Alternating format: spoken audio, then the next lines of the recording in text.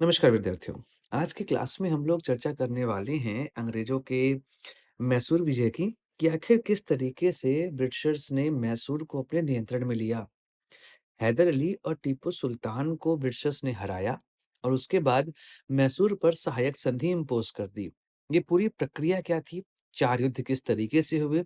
क्या थे उनके कारण और क्या थे उनके परिणाम? इन सभी पर आज हम लोग चर्चा करेंगे डिटेल से। क्योंकि बंगाल के बारे में चर्चा हमने कर ली है, आज हम मैसूर के बारे में चर्चा करेंगे। आखिर हुआ क्या था?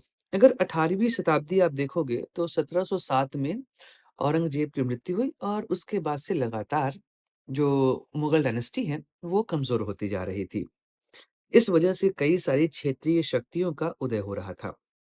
इन्हीं स्थिति में हैदर अली और उसके पश्चात उसके बेटे टीपू सुल्तान ने मैसूर में अपनी सत्ता स्थापित कर ली थी। यहाँ पर आप हैदर अली को देख रहे हैं और ये टीपू सुल्तान को देख रहे हैं। सत्ता के हस्तांतरण की प्रक्रिया में मैसूर के राजा वाडियार चिक कृष्णराज वडियार चिक कृष्णराज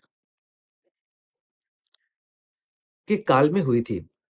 सत्ता प्राप्ति को लेकर दक्षिण जो साउथ इंडिया था, वहां पर निजाम, हैदराबाद के मराठा, महाराष्ट्र के एरिया के अंग्रेज और फ्रांसीसियों के बीच में जो चतुष्कोणीय संघर्ष चल रहा था, मैसूर भी इसमें शामिल हो चुका था। जिस वजह से 1761 में हैदर अली मैसूर का वास्तविक शासक बन चुका था। यहाँ पर आप देखेंगे कि जो हम पूरी बातें कर रहे हैं, वो प्रथम आंग्ल मैसूर युद्ध की अब करेंगे, उसके बाद द्वितीय, तृतीय और फिर चतुर्थ आंग्ल मैसूर वॉर पे आएंगे। तो हुआ क्या? 1761 में हैदर अली मैसूर का वास्तविक शासक बन चुका था। यहाँ पर आप देख रहे हो हैदर अली को।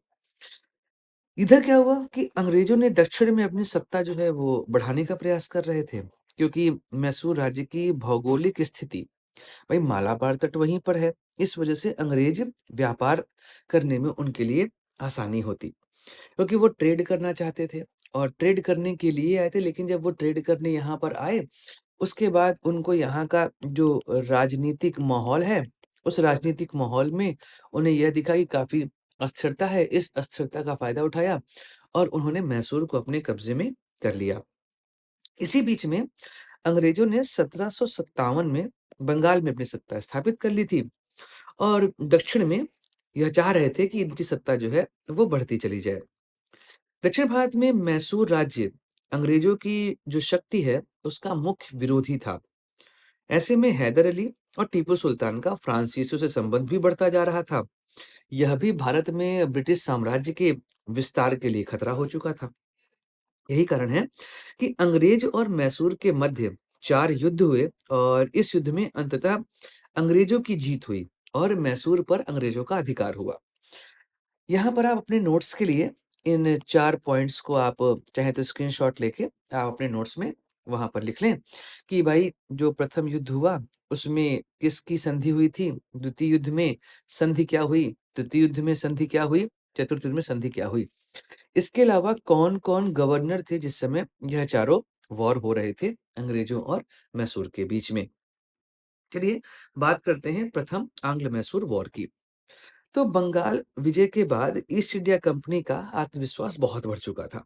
इस दौरान 1766 में हैदर अली के विरुद्ध अंग्रेजों ने हैदराबाद के निजाम से संधि कर ली। इस संधि में कुछ समय बाद कर्नाटक और मराठा भी इसमें शामिल हो गए और ऐसे में यह चारों मिलकर हैदर अली को घेर रहे थे। लेकिन हैदर अली की कूटनीति का जवाब मानना पड़ेगा। हैदर अली ने अपनी कूटनीति से निजाम को प्रदेश कि तुमको भाई ये एरिया हम ग्रांट कर देंगे और मराठों को कहा कि तुमको हम धन दे देंगे। ऐसा प्रलोभन देखकर हैदर अली ने निजाम को और मराठों को अपने तरफ मिला लिया और अंग्रेजी सेना अचानक से इसकी वजह से कमजोर हो गई। यहाँ पर आप इस युद्ध को देख रहे हैं और ये एरिया है जहाँ पे युद्ध हुआ था, प्रथम और द्वितीय एंग्लो मैसूर वॉर। इस वजह से क्या हुआ कि भाई जब मराठा और निजाम ये हैदर अली की साइड चले गए, इसके बाद हैदर अली ने कर्नाटक पर अपना आक्रमण कर दिया कि भाई चलो हम आक्रमण करते हैं कर्नाटक पे। 1.5 वर्ष तक एक जिसका डिसीज़न नहीं आया था, ऐसा युद्ध हुआ, जिसके बाद हैदर अली ने अंग्रेज़ों को 1759 में मद्रास की अपमानजनक संधि करने के लिए विवश कर दिया। इस संधि के दौरान एक इन दोनों ने क्या किया कि जो एक-दूसरे के क्षेत्र जीते थे, इसे वापस कर दिया और यहाँ तक जो तीसरी शक्ति कोई आक्रमण करेगी हैदर अली पर, तो वहाँ पर अंग्रेज़ जो हैं, वो उसकी मदद करने के लिए तैयार होंगे। इस तरीके से मद्रास की संधि के बाद इस युद्ध का अंत होता है। कहते हैं ना, एक संधि दूसरे युद्ध का कारण बनती है और वही कारण बना यहाँ पर सेकंड एंग्लो मैसूर वॉर के कारण। अब यहाँ पर सेकंड एंग्लो मैसूर वॉर देख रहे हैं। ये हैदर अली है और ये टीपू सुल्तान है। कहानी ये है, इस युद्ध में दोनों का रोल है, जहाँ पर हैदर अली की मृत्यु इन बिटवीन द वॉर हो जाती है और उसके बाद टीपू सुल्तान जो है, वो इसको आगे बढ़ाता है और यहाँ पर आप वॉरेन हेस्टिंग को देख रहे हैं, जिसकी लीडरशिप में लड़ाइयाँ लड़ी गई थी सेकंड एंग्लो मैसूर वाली। हुआ क्या था? 1771 में जब मराठों ने मैसूर पर आक्रमण कर दिया, तो ऐसे में अंग्रेजों ने मद्रास की संधि की हुई थी कि तुम्हारे ऊपर जब कोई हमला करेगा, हम हेल्प करने चले आएँगे। ऐसे में मैसूर की सहायता करने के लिए अंग्रेज नहीं आए। इसके पश्चात वॉरेन हेस्टिंग, यहाँ पर आप देख रहे हैं हेस्टिंग वॉरेन हेस्टिंग ने जब फ्रांसीसी बस्ती माहे पर अधिकार कर लिया, तब हैदर अली ने निजाम और मराठों के त्रिगुट को मिलाकर द्वितीय आंग्ल मैसूर वॉर है, उसको शुरू कर दिया। अब हुआ क्या कि उस दौरान क्या चल रहा था कि जब युद्ध शुरू हुआ, तो हैदर अली को शुरुआत में सफलता मिल जाती है। अच्छा, सफलता मिल गई और 1780 में क्या हुआ, हैदर अली ने कर्नाटक पर आक्रमण कर जो वहां का कर्नल बेली के अधीन जो ब्रिटिश सेना थी, उसको हराकर आरकाट पर कब्जा कर लिया। लेकिन अंग्रेजों ने कूटनीति से मराठा और निजाम, इन दोनों को जो ट्राई अलायंस बना था इन लोग के बीच में, इससे इन लोग को अलग कर दिया, जिसकी वजह से हैदर अली अकेला पड़ गया और अकेला पड़ते हुए हैदर अली जो है, उसने 1781 में एक वॉर होती है, इसे बोलते हैं पोर्तो नोवा वॉर। युद्ध के दौरान ही 1782 की बात है, हैदर अली की इसी बीच में मृत्यु हो जाती है और इसके बाद मैसूर का नेतृत्व टीपू सुल्तान करता है।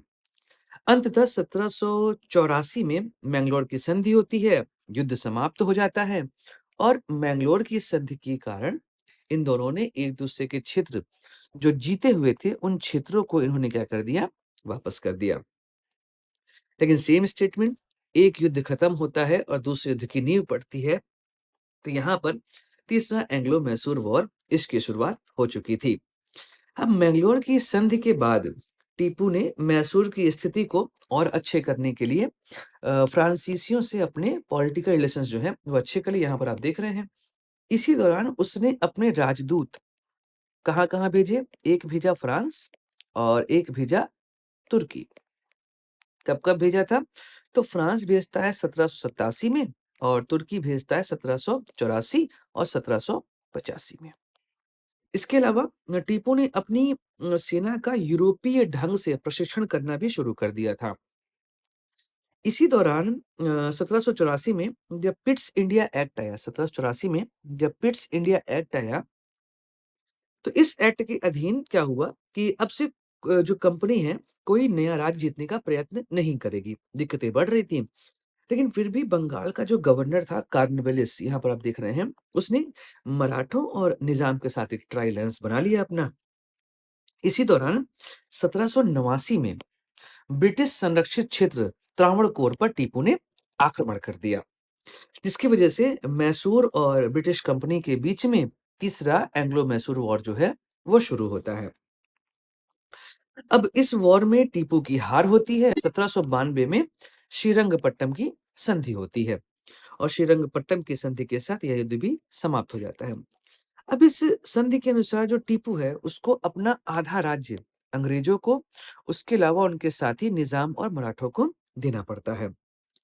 अब इसमें हुआ क्या? इसके अंतर्गत अंग्रेजों को बारामहल, मालाबार, डिंडीगुल के क्षेत्र दिए गए, जिससे अंग्रेजों ने अपनी आर्थिक और सैन्य शक्ति को बढ़ा लिया था। इसके अलावा मराठों को तुंगभद्रा नदी के नॉर्थ का पार्ट मिल गया, और निज़ाम को पिन्नार और कृष्णा रिवर के जो सेंट्रल का पार्ट है, वो दे दिया गया।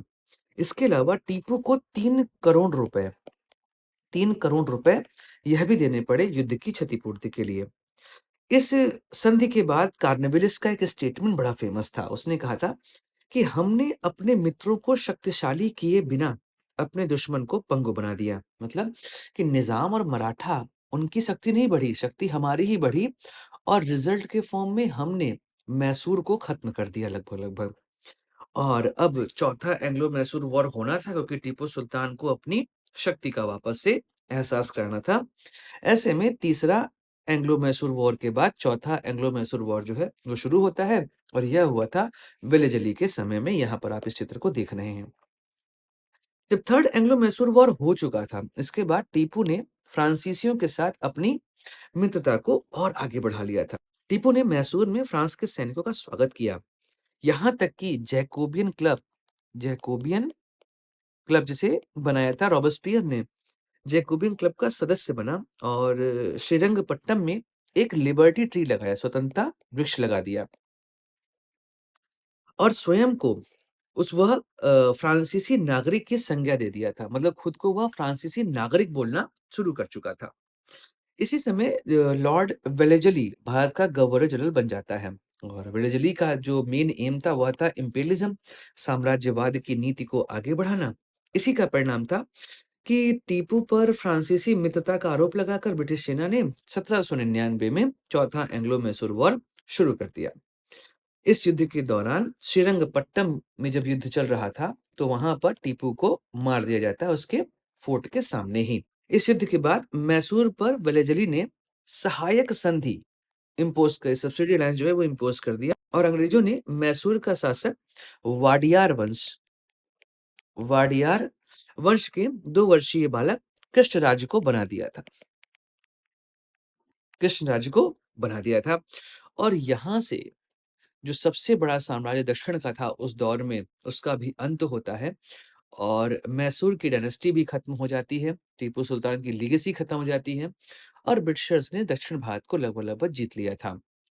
अब इनके सामने एक सबसे बड़ी शक्ति थी साउथ इंडिया में जो कि थी मराठा और अब यह मराठाओं से युद्ध करेंगे और उस युद्ध का क्या परिणाम हुए, कितने युद्ध हुए और किस तरीके से उस युद्ध की पृष्ठभूमि बनी, इसके विषय में चर्चा करेंगे हम लोग अगले लेक्चर में। तो इजाज़त दीजिए अपने दोस्त सुधांशु को। लाइक करिए, शेयर करिए, सब्सक्राइब करिए इस चैनल को। मिलते हैं अगले वीडियो में। जय हिंद, वंदे मातरम, भारत माता की जय।